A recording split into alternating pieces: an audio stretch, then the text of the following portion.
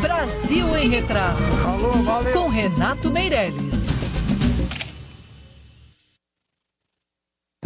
Bom, claro que as discussões acontecem aqui em Nova York, né? Agora o Biden está falando ainda, nosso Renato Meirelles está acompanhando tudo de pertinho, e hoje o Renato vai falar um tema que é, sem dúvida nenhuma, um dos mais discutidos aqui durante os debates, que é justamente uma pesquisa sobre as mudanças climáticas. Renato, a gente está cansado de ouvir discussões e poucas ações práticas, e os números mostram que o bicho está pegando. Renato, bom dia para você. Bom dia, Barão, bom dia, Rô. Bom dia. Quero dizer para quem nos acompanha apenas no rádio, não está vendo no YouTube, que eu estou com inveja da roupa do Barão aqui. Estou me sentindo, inclusive, um excluído, que eu estou de camiseta e o Barão está numa chiqueza só lá da... Eu também. Mas tenho bermuda e certeza que o Barão chinelo aqui, estar de Renato. camiseta, né, Barão? Não tenha dúvida, rapaz, não tenha dúvida. Mas conta pra gente, Renato. Vamos lá. A gente fez uma pesquisa junto com a PwC, a PricewaterhouseCoopers, que é uma empresa multinacional, uma das maiores consultorias do mundo, sobre como que o brasileiro está vivendo aí os efeitos da crise climática no mundo. A gente viu que quase metade, 49% dos entrevistados por nós do Instituto Locomotiva enfrentam alagamento na rua em que moram ou trabalham. Nós estamos dizendo basicamente que metade dos brasileiros aí tem um alagamento no seu dia a dia, né? Ou na rua onde mora, na sua casa, ou na avenida onde está a sua empresa. A pesquisa também mostra que não tem muita diferença entre os atingidos, entre pessoas brancas ou pessoas negras, nem nas classes A e B versus as classes C, D e E. Um outro dado interessante é que 46% enfrentaram já na vida um racionamento, uma falta constante de água em casa. E 38% ficaram presas em casa ou em algum estabelecimento por causa das enchentes e dos alagamentos.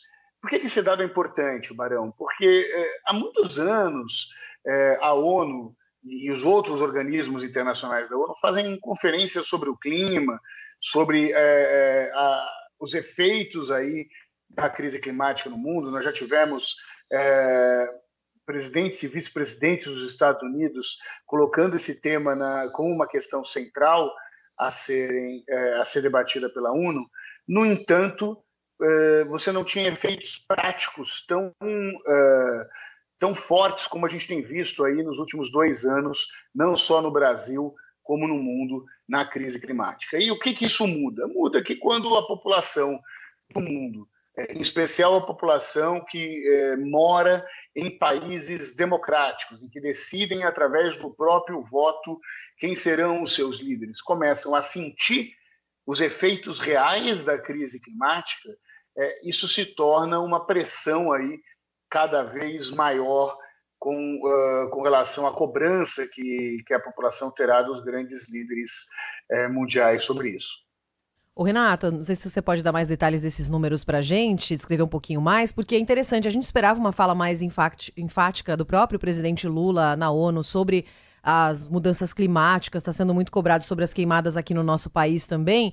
E com toda essa questão climática no mundo todo, a gente vê aparecerem até expressões nas mais variadas áreas, né? Outro dia eu fiz um programa com o doutor Daniel aqui, de saúde mental, sobre ecopsicologia. A gente já está ouvindo falar em urbanismo sustentável, porque de fato é algo que afeta todo mundo. E esses números da pesquisa mostram exatamente isso, né? De formas diferentes, muita gente sendo afetada e todo mundo de alguma forma.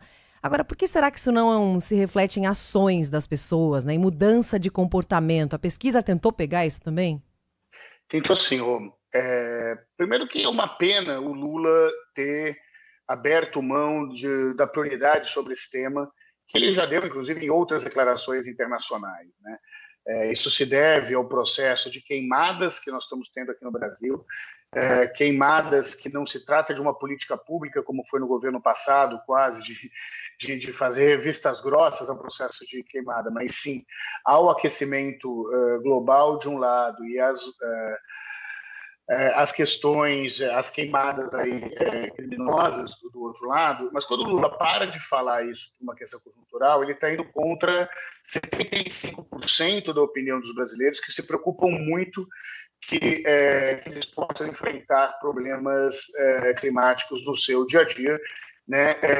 E 93% que relacionam os problemas climáticos a algum fenômeno gerado pela ação humana. Qual é o grande desafio para isso, Rô? É que é difícil se concretizar em apenas ações normais. Então, por exemplo, reciclagem de lixo, que é algo fundamental. Ela é muito importante, mas não é isso que vai determinar aí, a mudança ou a desaceleração da crise climática no mundo. Você precisa isso de políticas públicas, você precisa claramente ter uma série de investimentos financeiros de grandes bancos em que, por exemplo, priorizem empresas sustentáveis. Nós tivemos aí na Semana do Clima na ONU uma série de projeções feitas em prédios de Nova York denunciando as grandes petroleiras do mundo como as grandes responsáveis pela crise climática no mundo, né, com o nome das grandes petroleiras do mundo. No entanto, são as ações que mais crescem na Bolsa de Valores, porque o mercado financeiro está muito mais interessado no lucro imediato em que essas empresas podem trazer aos seus acionistas do que efetivamente nos efeitos futuros que elas trazem para o planeta. Muito bem, o Biden acabou de falar aqui na ONU, daqui a pouco a gente dá detalhes do discurso do presidente americano. Renato, sempre bom tê-lo aqui no nosso Band News Station. Renato, que sempre se veste de forma muito elegante para participar aqui da nossa programação. Um grande abraço, Renato, até a próxima. Um beijo enorme, até a próxima.